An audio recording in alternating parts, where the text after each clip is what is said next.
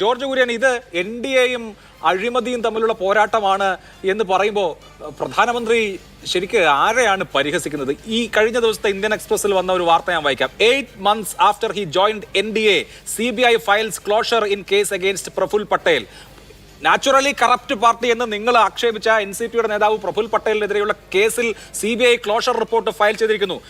May 2019 കൊടുത്ത കുറ്റപത്രത്തിൽ പറഞ്ഞത് എയർ ഇന്ത്യയുടെ പ്രോഫിറ്റബിൾ ആയിട്ടുള്ള റൂട്ടുകളൊക്കെ സ്വകാര്യ പങ്കാളികൾക്ക് വിട്ടുകൊടുത്ത് അതുവഴി കാശുണ്ടാക്കിയ കാര്യത്തെക്കുറിച്ചാണ്. ദീപക് തൽവാർ എന്ന മിഡിൽമാനുമായിട്ട് ഈ മന്ത്രിയുടെ, അന്ന് മന്ത്രിയായിരുന്ന ഈ പ്രഫുൽ പട്ടേലിന്റെ അടുപ്പത്തെക്കുറിച്ച് വാചാലമായിരുന്ന അന്വേഷണ ഏജൻസി അദ്ദേഹം ഈ വാഷിംഗ് മെഷീനിൽ കയറിയപ്പോൾ എന്ന് പറഞ്ഞാൽ നിങ്ങളുടെ കൂട്ടത്തിൽ ചേർന്നപ്പോൾ ആ കേസ് ക്ലോസ് ചെയ്തിരിക്കുന്നു. എത്ര ഗുരുതരമായ ആക്ഷേപമായിരുന്നു അജിത് പവാറിനെതിരെ ഉള്ളത്. 2 പ്രധാനപ്പെട്ട സ്കാമുകൾ. ഇറിഗേഷൻ സ്കാമിൽ ഇപ്പോൾ അജിത് പവാർ ഉണ്ടോ? പോട്ടെ, കോൺഗ്രസിന്റെ മുഖ്യമന്ത്രിയായിരുന്ന അശോക് ചവാൻ മറാത്ത്വാദയിൽ 5 സീറ്റിന് വേണ്ടി നിങ്ങൾ എടുത്തല്ലോ. അതോടുകൂടി ആ ആദർശ് സ്കാമിൽ ഇപ്പോ ജയിലിൽ കിടക്കേണ്ട അശോക് ചവാൻ നിങ്ങളുടെ പാർട്ടിയിൽ എത്തിയതോടുകൂടി അദ്ദേഹം ജ്ഞാനസ്നാനം ചെയ്യപ്പെട്ടു. അങ്ങനെ അഴിമതിക്കാരെ മുഴുവൻ വിളിച്ചു കയറ്റിയതിനു ശേഷം ഞങ്ങൾ അഴിമതിക്കെതിരെയാണ് പോരാടുന്നത് എന്ന് പറയാൻ എങ്ങനെ കഴിയുന്നു പ്രധാനമന്ത്രിക്ക്? പിന്നെ ലോകത്തെ തന്നെ ഏറ്റവും ശാസ്ത്രീയമായ അഴിമതി എന്ന് വിശേഷിപ്പിക്കുന്ന, ലീഗലൈസ്ഡ് പ്ലണ്ടർ എന്ന് വിശേഷിപ്പിക്കുന്ന ഇലക്ട്രൽ ബോണ്ട് വേറെയും നിൽക്കുന്നു. അല്ല അഭിലാഷ, ഞാനത് ഓരോന്നായിട്ട് പറയാം. DK ശിവകുമാർ ഏതായാലും BJP ചേർന്നിട്ടില്ലല്ലോ. DK ശിവകുമാറിനെതിരെ കേസുണ്ടായിരുന്നു. ഏതാണെന്നറിയോ? 2017 അഹമ്മദ് പട്ടേൽ ഗുജറാത്തിൽ നിന്ന് രാജ്യസഭയിൽ മത്സരിക്കുന്ന അവസരത്തിൽ അതിൻ്റെ ഓപ്പറേഷൻ ബാംഗ്ലൂരിലായിരുന്നു. 2 പേര് മാത്രം ഇരുന്നുകൊണ്ടൊരു തീരുമാനമെടുത്തു. അതാണ് സിദ്ധാരാമയ്യയും DK ശിവകുമാർ. 10 കോടി രൂപ എടുത്തിട്ട് അത് DK ശിവകുമാറിൻ്റെ ഡൽഹിയിലെ വീട്ടിൽ വെക്കാൻ തീരുമാനിച്ചു. അത് വീട്ടിൽ വെക്കുന്നു. അന്ന് രാത്രിയിൽ അവരെ ഇൻകം ടാക്സ് വരുന്നു, ED വരുന്നു. പിറ്റേ ദിവസം DK ശിവകുമാറിൻ്റെ അമ്മ ഗൗരമ്മ, നിങ്ങൾക്ക് പരിശോധിക്കാം, ഈ കേൾക്കുന്നവർക്ക് പരിശോധിക്കാം, പത്രസമ്മേളനം നടത്തിയിട്ട് പറയുന്നു ഇത് ഒറ്റ കൊടുത്തത് സിദ്ധാരാമയ്യയാണ് എന്ന് പറയുന്നു. ഈ 2 ആഴ്ച മുമ്പ് ആ കേസ് വെറുതെ വിട്ടു. സുപ്രീം കോടതിയിൽ EDയും ITയും സമ്മതിച്ചു അത് അദ്ദേഹത്തിൻ്റെ അക്കൗണ്ടിൽ നിന്ന് എടുത്തതായിരുന്നു. ആരാ കേസ് കൊടുത്തത്? ആരാ ഒറ്റ കൊടുത്തത്? അത് കോൺഗ്രസ്സുകാർ തന്നെ. അരവിന്ദ് കെജ്രിവാളിനെതിരെ ആരാണ് എന്നാണ് 3/6/22 കോൺഗ്രസിൻ്റെ ചൗധരി അനിൽകുമാർ, അതായത് ഡൽഹിയിലെ PCC പ്രസിഡന്റാണ് കൊടുത്തത് അല്ലേ? ഈ അശോക് ചൗഹാനെതിരെ ആരായിരുന്നു കൊടുത്തത്? കോൺഗ്രസിലെ തന്നെ ഗ്രൂപ്പുകാരായിരുന്നു കൊടുത്തത്. ഇനി ഞാൻ വേറെ തിരിച്ചൊരു കാര്യം പറയാം. ഈ കഴിഞ്ഞ നമ്മുടെ കർണാടകത്തിലെ ഇലക്ഷന് മുമ്പ്, ഞാൻ പേര് പറയില്ല, BJPയുടെ ഒരു MLA അറസ്റ്റ് ചെയ്തു. കള്ളപ്പണമാണ്, അദ്ദേഹം ജയിലിലാണ്. എൻ്റെ പാർട്ടിക്കാരനായതുകൊണ്ട് ഞാൻ പേര് പറയുന്നില്ല.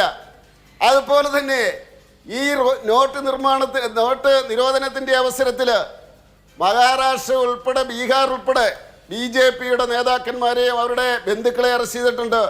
അവരും ജയിലിലാണ്. നിങ്ങൾ തന്നെ കേസ് കൊടുക്കുന്നു. അരവിന്ദ് കെജ്രിവാളിനെതിരെ കോൺഗ്രസ് കേസ് കൊടുക്കുന്നു. ഇനി ഞാൻ അഭിലാഷ് ഒരു കാര്യം ചോദിക്കട്ടെ.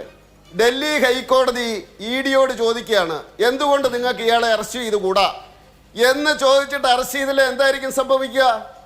നമ്മുടെ കോൺഗ്രസ്സുകാരിങ്ങനെ നോക്കിയിരിക്കുകയാണ്. നമ്മുടെ VD സതീശനോട് പറയുന്നില്ലേ, നിങ്ങൾ പിണറായി വിജയനുമായിട്ട് ഒത്തുകളിക്കുകയാണെന്ന് പറയുന്നത് പോലെ നമ്മുടെ ഡൽഹിയിലെ നേതാവ് അദ്ദേഹം ഇങ്ങനെ നോക്കിയിരിക്കുകയാണ്. അവർക്കൊന്നും കിട്ടുന്നില്ല. അപ്പം അവർ ആ അലയൻസ് പിരിയുമായിരുന്നു. അവർ പറയും BJP മോഡിയും ഇതാ കണ്ടില്ലേ, ഈ അരവിന്ദ് കെജ്രിവാളിനെ പറ്റി എന്താ പറഞ്ഞുകൊണ്ടിരുന്നത്? മോഡിയുടെ അനിയൻ എന്നല്ലേ പറഞ്ഞുകൊണ്ടിരുന്നത്. ഇവരൊറ്റക്കെട്ടാണ് എന്ന് പറഞ്ഞുകൊണ്ട് കോൺഗ്രസിന്റെ ഡൽഹി നേതാക്കന്മാര് അപ്പൊ രംഗത്ത് വരില്ലായിരുന്നു. ഇത് ആരാണ് ചെയ്യുന്നത്? കോൺഗ്രസ് നേതാക്കന്മാർ തന്നെ കോൺഗ്രസ് നേതാക്കന്മാർക്ക് കൊടുക്കുന്നു. അത് മോഡി ആ 2 മാപ്പ് സാക്ഷികൾ ആരാണ്? 2 മാപ്പ് സാക്ഷികളുടെ മൊഴികളാണ് അരവിന്ദ് കെജ്രിവാളിനെ ഈ കേസിൽ EDക്ക് പിടിവള്ളിയായി എടുക്കുന്നത്. ആ 2 സാക്ഷി മൊഴികൾ കൊടുത്ത ഒരാൾ, അദ്ദേഹം ഈ അരബിന്ദോ ഗ്രൂപ്പിന്റെ ശരത് ചന്ദ്ര റെഡ്ഡി അറസ്റ്റിലായതിനു ശേഷം 5 കോടി രൂപ ഇലക്ട്രൽ ബോണ്ട്, മാപ്പു സാക്ഷിയായതിനു ശേഷം 35 കോടി ഇലക്ട്രൽ ബോണ്ട്. ഈ മകുന്ദർ റെഡ്ഡി അദ്ദേഹം ഇതേപോലെ മറ്റൊരു മാപ്പു സാക്ഷി, അദ്ദേഹത്തിന്റെ അച്ഛൻ ഇപ്പോ പാർലമെന്റിലേക്ക് നിങ്ങളുടെ മുന്നണിയിൽ മത്സരിക്കുകയാണ്. അപ്പോൾ ഇതൊക്കെ ആളുകളെ പിടിച്ച് അവരെ മാപ്പ് സാക്ഷിയാക്കുക, അവരുമായി മറ്റു ഇടപാടുകൾ നടത്തുക, ഇങ്ങനെ ഒരാളെ ഫ്രെയിം ചെയ്യാൻ എന്തൊക്കെ കാര്യങ്ങൾ ചെയ്യാൻ പറ്റും? അല്ല അഭിലാഷ, ഇത് ഹൈക്കോടതിയിൽ അരവിന്ദ് കേജ്രിവാൾ തന്നെ പറഞ്ഞില്ലേ? ഇപ്പൊ കുഞ്ഞിക്കണ്ണൻ പറഞ്ഞില്ലേ മാസപ്പടി മതി, എന്തിനാണ് ഇലക്ട്രൽ ബോണ്ട് എന്നാണ് കുഞ്ഞിക്കണ്ണൻ ചോദിക്കുന്നത്. ആർക്കാണ് മാസപ്പടി കിട്ടിയത്? മാസപ്പടി എത്രയാ? 135 കോടിയാ. അപ്പൊ അത് കേൾക്കുന്ന പ്രേക്ഷകർ മനസ്സിലാക്കണം, കള്ളപ്പണമാണ്, അതിനൊരു കണക്കുമില്ല, ഒരു കണക്കുമില്ല മാസപ്പടിക്ക്. ഇത് ഏതോ ഡയറിയിൽ ഏതോ ഉദ്യോഗസ്ഥൻ പറഞ്ഞു കൊടുത്തതാണ്. മറ്റേ നമ്മുടെ പ്രൈവറ്റ് കമ്പനിക്കാരൻ്റെ മണൽ കമ്പനിയുടെ ആളെ പറഞ്ഞു കൊടുത്തതാണ്. ഇത് നിയമത്തിൻ്റെ അടിസ്ഥാനത്തിൽ ആര് കൊടുക്കുന്നു എന്നുള്ള അവരുടെ റിട്ടേണിൽ എഴുതണം. അതിന്റെ അടിസ്ഥാനത്തിൽ പാർലമെന്റ് നിയമം പാസാക്കിയതിന്റെ അടിസ്ഥാനത്തിലാണ്. സുപ്രീം കോടതി ഒരു കാര്യമേ പറഞ്ഞിട്ടുള്ളൂ, സുപ്രീം കോടതി അത് ആ നിയമത്തിൽ നിങ്ങളിത് പരസ്യപ്പെടുത്തണം എന്നാണ് പറഞ്ഞത്. രഹസ്യമാക്കി വെക്കരുത്, പരസ്യപ്പെടുത്തണമെന്നേ പറഞ്ഞിട്ടുള്ളൂ. ആ നിയമം റദ്ദ് ചെയ്യുന്ന അവസരത്തിൽ പറഞ്ഞതാണ്. അത് അമെൻഡ് ചെയ്തിട്ട് വന്നു കഴിഞ്ഞാൽ മറ്റ് ലോകത്തിലെ വികസിത ജനാധിപത്യ രാജ്യങ്ങളിൽ ഉപയോഗിക്കുന്നത് പോലെ നിയമപരമായിട്ട് അവരോടൊരു ബാധ്യതയുമില്ലാതെ കൺസിഡറേഷൻ ഇല്ലാതെ വാങ്ങിക്കാൻ പറ്റും. അല്ല, നിയമപരമായ ബാധ്യതയല്ലല്ലോ കോൺഗ്രസ്സുകാരും പറയുന്നത്. കള്ളപ്പണം പെട്ടിക്കകത്ത് നിയമപരമായ ബാധ്യത എന്നുള്ളതല്ലല്ലോ. നമ്മൾ എത്രയോ ഉദാഹരണങ്ങൾ. ബ്രീഫ് കേസും ഇതും തമ്മിലുള്ള വ്യത്യാസം എന്താണ്? മറ്റത് എന്താ പറയാ, മേശക്കടിയിലൂടെ കൊടുക്കുന്ന കള്ളപ്പണമാണെങ്കിൽ ഇത് ലീഗലൈസ്ഡ് ആയിട്ടുള്ള ബ്രൈബാണ്. ഇത് ലീഗലൈസ്ഡ് ആയിട്ടുള്ള ബ്രൈബാണ്. സുപ്രീം കോടതി ഇലക്ട്രൽ ബോണ്ട് തന്നെ അൺകോൺസ്റ്റിറ്റ്യൂഷണൽ ആണെന്നാണ് പറഞ്ഞത്. സുപ്രീം കോടതി ഇലക്ട്രൽ ബോണ്ട് പദ്ധതി തന്നെ റദ്ദാക്കി. ഞാൻ ഒരൊറ്റ ഉദാഹരണം പറയാം ശ്രീ ജോർജ്, ഒരൊറ്റ ഉദാഹരണം പറയാം, അപ്പൊ അങ്ങേക്ക് മനസ്സിലാകാൻ കാരണം അതിന്റെ അകത്ത് രഹസ്യം സൂക്ഷിക്കുന്നതുകൊണ്ടാണ്. അതെ, ഇലക്ടറൽ ബോണ്ടുകൾ അൺകോൺസ്റ്റിറ്റ്യൂഷണൽ ആണല്ലോ. അങ്ങനെ രഹസ്യം സൂക്ഷിക്കുമ്പോഴാണ് അഴിമതിക്ക് ഏറ്റവും നല്ല അവസരം ഉണ്ടാവുന്നത്. അങ്ങനെ നോക്കൂ, ഇപ്പൊ നോക്കൂ, ഒരൊറ്റ കാര്യം ഞാൻ പറയാം. താനെ ബോറിവല്ലി ട്വിൻ ടണൽ പ്രോജക്ട് മഹാരാഷ്ട്രയിൽ നിങ്ങൾ കൊടുത്ത പ്രോജക്റ്റ് ആണ്. താനെ ബോറിവല്ലി ട്വിൻ ടണൽ പ്രോജക്ട് എത്ര കോടിയുടെ പരിപാടിയാണെന്ന് അറിയാമോ? 14,400 കോടിയുടെ ഒരു വലിയ വികസന പദ്ധതിയാണ് താനെ ബോറിവല്ലി ട്വിൻ ടണൽ പ്രോജക്ട്. ആ കരാർ അവാർഡ് കിട്ടിയ കമ്പനി മേഘ എഞ്ചിനീയറിംഗ് ഈ കരാർ അവാർഡ് ചെയ്യുന്നതിന് ഒരു മാസം മുമ്പ് BJPക്ക് 115 കോടി രൂപയാണ് ഇലക്ട്രൽ ബോണ്ടായി കൊടുത്തത്. അപ്പോ ഇതാ, ഞാനൊരു വലിയ കോൺട്രാക്ടറാണ്, എനിക്കൊരു പദ്ധതി കിട്ടണം. അപ്പൊ ആ പദ്ധതിയിൽ ഞാനൊരു 40% ലാഭം ഉണ്ടാക്കിക്കോളാം. പക്ഷെ ഒരു 10% എനിക്ക് കോൺട്രാക്ട് അവാർഡ് ചെയ്യാൻ വേണ്ടി നിങ്ങൾക്ക് തരണമെന്ന് പറഞ്ഞാൽ അതാണ് അഴിമതി. 500 കോടിയുടെ പെട്ടി നിങ്ങൾക്ക് വാങ്ങിച്ചാൽ പോരെന്നല്ല ചോദിക്കുന്നത്. ഇത് അതാണ്, ഇത് ലീഗലൈസ്ഡ് ബ്രൈബാണ്. ഇത് ലീഗലൈസ്ഡ് ബ്രൈബാണ്. ഞാനത് വിശദീകരിക്കാം. ഇത് ലീഗലൈസ്ഡ് ബ്രൈബാണ്. എത്ര ഉദാഹരണം ഞാൻ പറയാം. ശരി, പറയൂ. ഞാൻ പറയാം. ഞാൻ ഉദാഹരണം ഒന്നും വേണ്ട, ഞാൻ പറയുന്നത് കേൾക്കൂ. എന്തിനാണ് അവരല്ലേ പറയേണ്ടത്? അവിടെ 2 കക്ഷിക്കാരിൽപ്പെട്ടത് ഞാൻ പറയാം അഭിലാഷേ, ഇത് ഈ സംഭാവന വാങ്ങിക്കുന്നത് നിയമവിരുദ്ധമാണോ?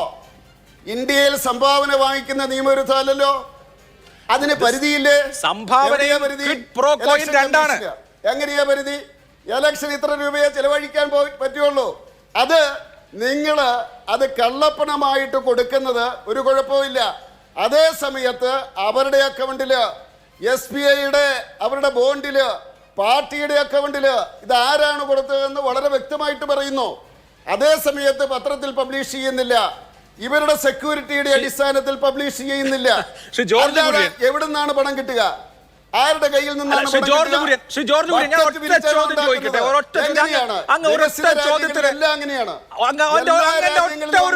ഉത്തരം പറഞ്ഞാൽ മതി. NDA വേഴ്സസ് കറപ്ഷൻ എന്നുള്ളതാണല്ലോ പ്രധാനമന്ത്രി ചോദിച്ചത്. ശരി, എനിക്ക് 15,000 കോടിയുടെ ഒരു പ്രോജക്ട് കിട്ടണം. 15,000 കോടിയുടെ പ്രോജക്ട് കിട്ടാൻ വേണ്ടി ഞാൻ 115 കോടി രൂപ ഒരു ബ്രീഫ് കേസിനകത്താക്കി അങ്ങേക്ക് തന്നാൽ അത് കൈക്കൂലി. എനിക്ക് 15,000 കോടിയുടെ പ്രൊജക്ട് കിട്ടാൻ ഞാൻ ഇലക്ട്രൽ ബോണ്ട് വാങ്ങിച്ച് നിങ്ങൾ അത് റെഡീം ചെയ്തോളൂ എന്ന് പറഞ്ഞാൽ അത് ശുദ്ധമായ പണം. ഇതാണ് ഇലക്ട്രൽ ബോണ്ട്. അതാണ് ഈ മേഖലയുടെ കാര്യത്തിൽ, താനെ ബോറിവല്ലി ടണലിന്റെ കാര്യത്തിൽ നടന്നത്. കറപ്ഷനെ ലീഗലൈസ് ചെയ്യുന്ന ഒരു ഏർപ്പാടാണ് സുപ്രീം കോടതി അൺകോൺസ്റ്റിറ്റ്യൂഷണൽ ആണെന്ന് പ്രഖ്യാപിച്ചത്.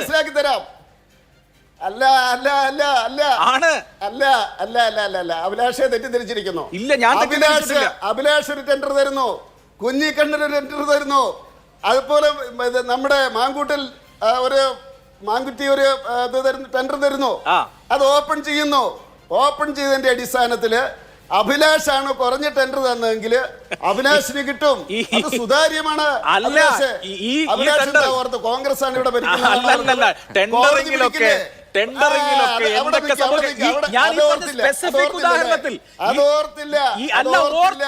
ഓർത്തു ഞാനങ്ങനെ ഓർക്കാതെ പറയുന്ന ആളല്ല. സ്പെസിഫിക് ആയ ഈ താനെ ബോറിവില്ലി പ്രോജക്റ്റിൽ അടിസ്ഥാനത്തിൽ ഇതിൽ കമ്പനികളും ചോദ്യം ചെയ്യും. ടെൻഡറൊക്കെ ഇഷ്ടപ്പെട്ട ആളിന് 15 കോടിയുടെ കൈക്കൂലി വാങ്ങിച്ചു വെക്കാൻ പിന്നെ ടെൻഡർ കൊടുക്കാനാണോ പാട്? ടെൻഡറിംഗ് ആണ്, സമ്മതിച്ചു. 115 കോടി വാങ്ങിച്ച് വെക്കാമെങ്കിൽ പിന്നെ സുരക്ഷിതമായി ടെൻഡർ കൊടുക്കാനാണോ പാട്? ഇവിടെ നിയമത്തിന്റെ അടിസ്ഥാനത്തിൽ ടെൻഡർ കൊടുക്കുന്നത്, ഇവിടെ ടെൻഡർ കിട്ടിയ ഇവിടെ അല്ലെങ്കിൽ ഞാൻ പറയട്ടെ അഭിലാഷ്, നിങ്ങളുടെ കമ്പനിയോടൊന്ന് ചോദിക്കൂ, ഈ ടെൻഡറുടെ കമ്പനിയോട് ഒന്ന് ചോദിക്കൂ. ഓരോന്നും വിളിക്കുന്ന അടിസ്ഥാനത്തിൽ അവസരത്തില് ഞാനത് പറഞ്ഞുതരാം. ടെൻഡറല്ലേ വിളിക്കുന്നതെന്ന് ചോദിക്കൂ മാതൃഭൂമിയോട്. അല്ല ഞാൻ പറഞ്ഞുതരാം. ചോദ്യം ചെയ്യപ്പെടില്ല എന്ന് ചോദിക്കൂ. ചോദ്യം ചെയ്യപ്പെട്ടല്ലോ, മുതലാളിമാരും ചോദ്യം ചെയ്യപ്പെട്ടല്ലോ, ചോദ്യം ചെയ്യപ്പെട്ടു. അതാണ് പറഞ്ഞത്. അതുകൊണ്ട് അല്ല അങ്ങ് കേട്ടാ ഞാൻ പറഞ്ഞുതരാം. അഭിലാഷ് കരുതുന്നത് ചോദ്യം ചെയ്യപ്പെട്ടു, ചോദിക്കുന്നു കൊടുക്കുന്നു, അങ്ങനെയല്ല. അല്ല ടെൻഡർ അവാർഡ് കിട്ടുന്നതിന് മുമ്പ്, ടെൻഡർ അവാർഡ് ചെയ്യുന്നതിന് മുമ്പ് ഒരു മാസം മുമ്പ് പിന്നെ ഈ പറഞ്ഞ ഇലക്ട്രൽ ബോണ്ട് വഴി 115 കോടിയുടെ ഇലക്ട്രൽ ബോണ്ട് കൊടുത്ത കമ്പനിക്ക് ടെൻഡർ കിട്ടി. അപ്പൊ അങ്ങ് വിചാരിക്കും ഈ ടെൻഡറിൽ പങ്കെടുത്ത മറ്റാരും ചോദ്യം ചെയ്തിട്ടില്ലാന്ന്. ഞങ്ങൾക്കായിരുന്നു യഥാർത്ഥത്തിൽ ടെൻഡറിന്റെ അവകാശം കിട്ടേണ്ടത് എന്ന് പറഞ്ഞ എല്ലാം നിയമ പോരാട്ടത്തിലാണ്. ജനാധിപത്യം പറയാതെ ഏത് ഇമ്മച്വർ ജനാധിപത്യം? മേഘയ്ക്ക് ഈ ടെൻഡർ കിട്ടിയതിനെതിരെ അങ്ങനെയാണ് കൊടുക്കാൻ പാടില്ല. മേഘയ്ക്ക് ഈ ടെൻഡർ കിട്ടിയതിനെതിരെ ഒരു വ്യവസായ കമ്പനി അവർ നിയമ പോരാട്ടത്തിലാണ്, നടത്തിയിട്ടുണ്ട്. അപ്പോ ഈ ടെൻഡറെല്ലാം ശുദ്ധമാണെന്ന് വിചാരിക്കാതെ അങ്ങ് തെറ്റിദ്ധരിക്കരുത്. ഞാൻ പറഞ്ഞെന്താ, മേഘയ്ക്ക് ഞാൻ പറഞ്ഞ ബിജെപിക്ക് 115 കോടി ഇലക്ട്രൽ ബോണ്ട് തന്ന മേഘയ്ക്ക് ഈ ടെൻഡർ കിട്ടിയതിനെതിരെ എല്ലാം നിയമ പോരാട്ടം നടത്തിയിട്ടുണ്ട്. ഒബ്ജക്ഷൻ ഉണ്ട് അവിടെ, അല്ലാതെ വെറുതെ അല്ല. ടെൻഡർ ആയതുകൊണ്ടല്ല വിചാരിക്കാൻ പറ്റും. അല്ല എന്നിട്ടാകട്ടെ, എന്നിട്ട് എന്തായിരുന്നു അതിന്റെ ഫൈൻഡിങ്സ്? അല്ല ഇപ്പോ പല കാര്യങ്ങളുടെ ഫൈൻഡിങ്സ് നമ്മൾ കണ്ടുകൊണ്ടിരിക്കല്ലേ. ഫൈറ്റിംഗ് ഉണ്ടാകും ലീഗലായിട്ട്. നമ്മളിപ്പോ പല കാര്യങ്ങളുടെ ഫൈൻഡിംഗും കണ്ടോണ്ടിരിക്കല്ലേ. അതിന് മുമ്പ് കൊടുത്താലും അതിന് ശേഷം കൊടുത്താലും അഭിലാഷ് പറയും അത് ബ്രൈബാണെന്ന്. എന്തായാലും നിയമത്തിന്റെ അടിസ്ഥാനത്തിൽ സുതാര്യമായിട്ടുള്ള സംവിധാനം ബ്ലാക്ക് ആൻഡ് വൈറ്റ് ആയിട്ട് നിർത്തുകയാണ്. ബ്ലാക്ക് ആൻഡ് വൈറ്റ് ആയിട്ട് ജനങ്ങൾക്ക് മനസ്സിലാവും. ബ്ലാക്ക് ആൻഡ് വൈറ്റ് ആയിട്ട് ജനങ്ങൾക്ക് മനസ്സിലാവും. കൂടി ചെയ്താൽ ഈ പ്രശ്നം ഇല്ല ജനങ്ങൾക്ക് ആ കാര്യത്തിൽ ഒരു സംശയവും ഇല്ല. ലോകത്ത് എല്ലായിടത്തും നടക്കുന്ന കാര്യമാണ്. ഈ വികസിത ജനാധിപത്യ രാജ്യങ്ങളിൽ മുഴുവൻ വെറും ലോട്ടറി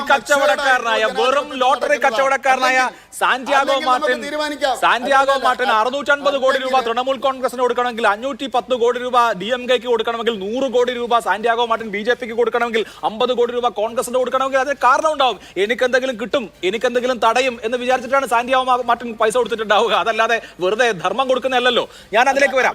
അങ്ങനെയാണെങ്കിൽ അഭിലാഷി പറയുന്നത് ഇന്ത്യയിലെ തന്നെ ലോകോത്തര തട്ടിപ്പുകാരനായ സാന്റിയാഗോ മാർട്ടിനാണ് ഏറ്റവും അധികം ഇലക്ട്രൽ ബോണ്ട് വാങ്ങിച്ചിട്ടുള്ളതെന്ന് പറയുമ്പോൾ തന്നെ എത്ര തട്ടിപ്പ് പരിപാടിയാണെന്ന് ബോധ്യമുള്ള കാര്യമാണല്ലോ. അഭിലാഷേ ഒന്ന് ചോദിക്കട്ടെ. ചോദിച്ചോ അഭിലാഷേ ഒന്ന് ചോദിക്കട്ടെ. ഞാൻ അങ്ങോട്ടും ഇങ്ങോട്ടും ചോദിച്ചല്ലോ. ഒരു ചോദ്യം അങ്ങോട്ട്. അഭിലാഷേ, ഇന്ത്യയിൽ ഒരു സ്ഥാപനവും വ്യവസായ സ്ഥാപനവും ഈ ഡൊണേഷൻ കൊടുക്കില്ല എന്ന് നമ്മൾക്ക് നിയമം ഉണ്ടാക്കാം. എല്ലാ രാഷ്ട്രീയ പാർട്ടിയും സമ്മതിക്കുകയാണെങ്കിൽ BJP-ക്ക് ഒരു പ്രശ്നവും ഇല്ല. ഒരു വ്യവസായ സ്ഥാപനവും ഡൊണേഷൻ കൊടുക്കരുത്. അതല്ലേ അഭിലാഷ് ഇപ്പൊ പറയുന്നത്? ഞാൻ പറഞ്ഞില്ല ഡൊണേഷന്. അല്ല, നിയമത്തിന്റെ അടിസ്ഥാനത്തിൽ ഉപകാരസ്മരണയായി പ്രോജക്ടുകൾ കിട്ടുമ്പോൾ, ടെൻഡറുകൾ കിട്ടുമ്പോൾ ചുമ്മാ പറഞ്ഞിട്ട് പ്രശ്നമാണ്. അല്ലെങ്കിൽ അന്വേഷണ ഏജൻസികളെ വിട്ടിട്ട് നമ്മൾ ഹഫ്ത വിരിക്കുന്നത് മാതിരി അന്വേഷണ ഏജൻസി ഡോറിൽ മുട്ടുന്നു, ഒരാഴ്ച കഴിഞ്ഞിട്ട് ഇലക്ട്രിക് ബോണ്ട്. അല്ല, ഇതൊക്കെ നമ്മൾ ഈ വിവരങ്ങളൊക്കെ രാജ്യം മുഴുവൻ കണ്ടോണ്ടിരിക്കുകയല്ലേ. ശരി, ഞാൻ അങ്ങനെ സംഭാവന കൊടുക്കുമ്പോൾ അല്ല, സംഭാവനയെ വേണ്ടെന്നൊന്നും ഞാൻ പറഞ്ഞിട്ടില്ല. അതായത് മാർക്സിസ്റ്റ് പാർട്ടിക്കോ BJP-ക്കോ കോൺഗ്രസിനോ കൊടുത്താൽ, അഭിലാഷ് 10 രൂപ കൊടുത്താൽ അതിന്റെ അർത്ഥം അഭിലാഷ് അതിൽ നിന്ന് എന്തെങ്കിലും ഗുണം പ്രതീക്ഷിക്കുന്നുവെന്നാണ്. അത് അഭിലാഷിന്റെ മനസ്സിലിരിപ്പാണ്, അതല്ല നിയമം.